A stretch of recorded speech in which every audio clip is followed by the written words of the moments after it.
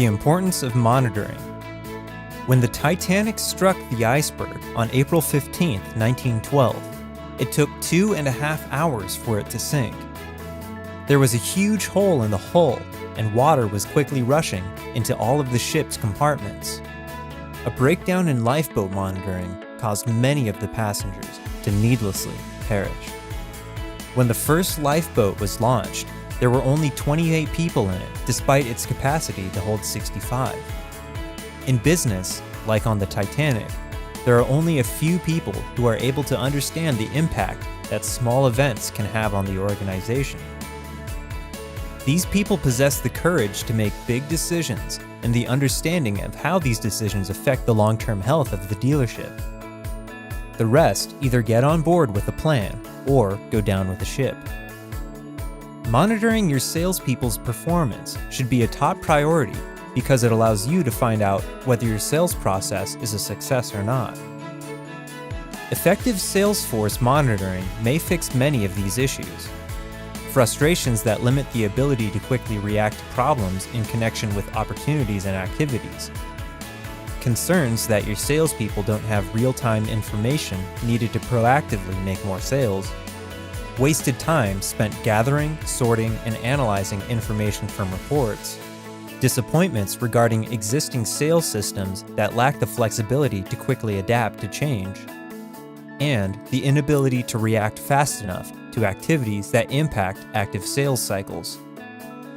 Implementing a monitoring and evaluation plan will provide you with the information required to evaluate and demonstrate the success of your processes.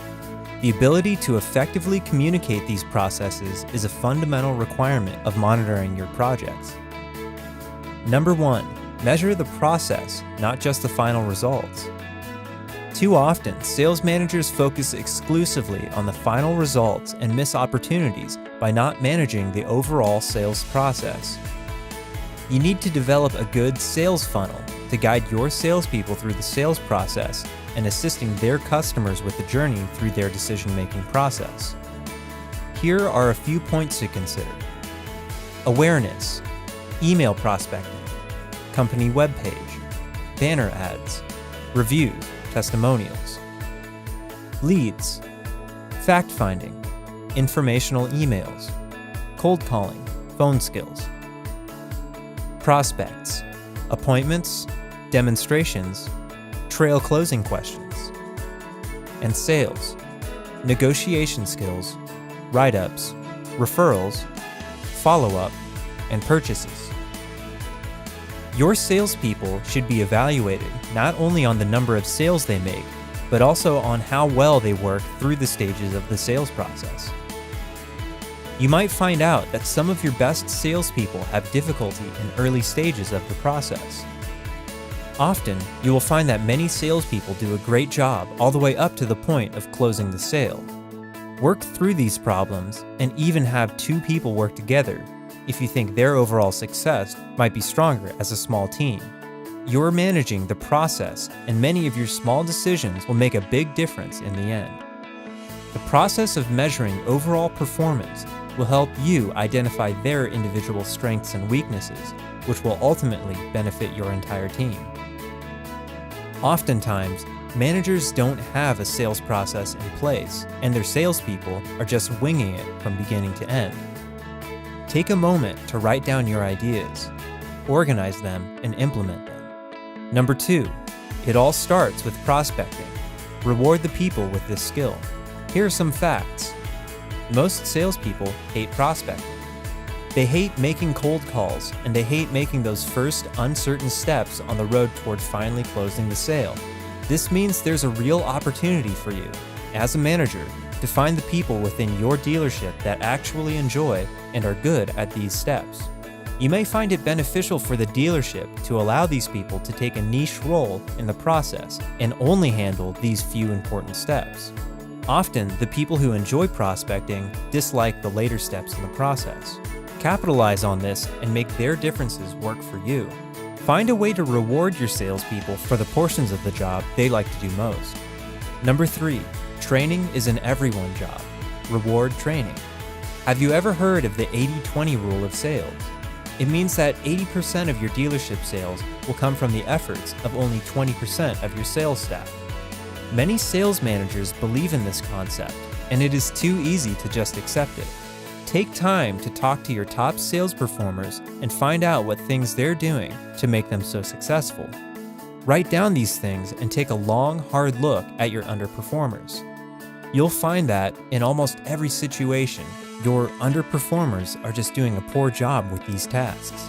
Write down a short list of items that you think are best practices and use these as a guideline to develop those salespeople who are struggling.